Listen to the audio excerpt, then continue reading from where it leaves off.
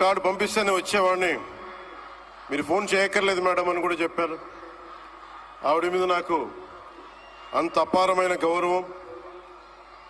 కష్టాల్లో ఒడిదుడుకుల్లో చెక్కు చెదరకుండా చాలా బలమైన సంకల్పంతో ఆవిడని ప్రత్యేకించి చాలా దగ్గరగా చూశాను. అలాంటి వ్యక్తి ఆధ్వర్యంలో ఈ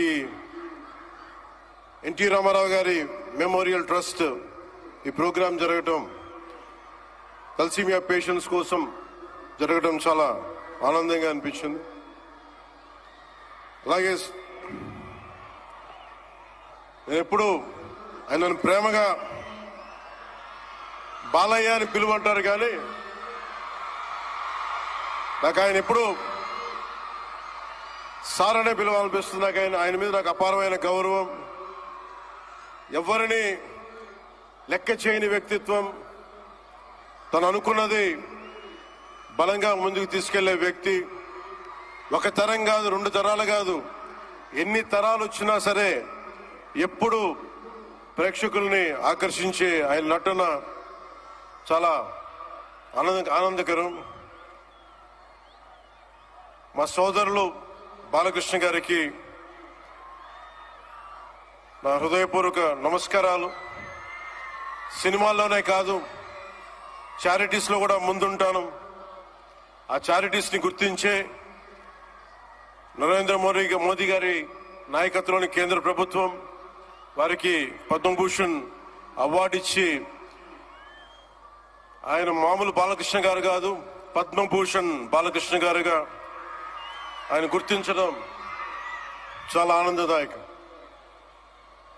28 సంవత్సరాలు పూర్తి చేసుకున్న ఈ సందర్భంలో ఎన్టీఆర్ ఈ ట్రస్ట్కి చాలా అద్భుతమైన భవిష్యత్తు ఉండాలి, ఇంకా వేలాది మందికి సహాయం చేయాలి.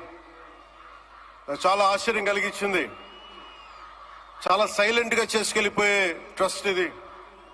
నాకు ఎలా తెలిసేది ట్రస్ట్ గురించి అంటే, చాలా మంది డాక్టర్స్ విదేశాల నుంచి వచ్చి అక్కడ విదేశాల్లో మేము డబ్బుల కోసం చేస్తాం, కానీ దేశానికి వచ్చి ఎన్టీఆర్ ట్రస్ట్కి వచ్చి చాలా మంది గొప్ప ఆంకాలజిస్టులు వాళ్ళందరూ వచ్చి సేవలు చేయటం ఎంత స్ఫూర్తిదాయకమో ఎన్టీ రామారావు గారిది తెలుస్తా ఉంది.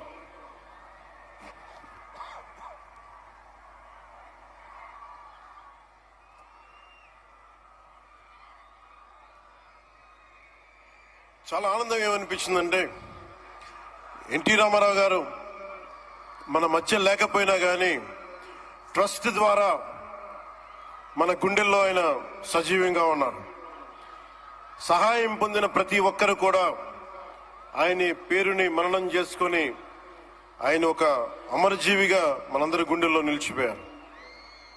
ఒక ట్రస్ట్, ఒక మంచి పని ప్రారంభించడం, దానిని కొనసాగించడం చాలా కష్టమైన పని. అలాంటిది 28 సంవత్సరాలు పూర్తి చేసుకొని ప్రత్యేకించి ఈ రోజున తలసీమియా పేషెంట్స్ కోసం ఈ రోజున ఈ కార్యక్రమాన్ని డెడికేట్ చేయడం మనస్ఫూర్తిగా చాలా గొప్ప విషయం. అది తలసీమియా పేషెంట్స్ వాళ్ళకి నేను చాలాసార్లు రోడ్లు మనకి ప్రత్యేక సందర్భాల్లో కలుసుకున్నప్పుడు చిన్నపిల్లలు బారిన పట్టడం, ఒకసారి ఒళ్ళో వాళ్ళ బిడ్డల్ని నా ఒళ్ళో పెడతా ఉంటారు, చూడండి నా తలసీమియా వచ్చిందనేది. నేను చాలా సందర్భాల్లో నేను చేసేది కాక, ముఖ్యంగా ప్రభుత్వంలోకి వచ్చాక ఎంతసేపు మనం గౌరవ ముఖ్యమంత్రి శ్రీ నారా చంద్రబాబు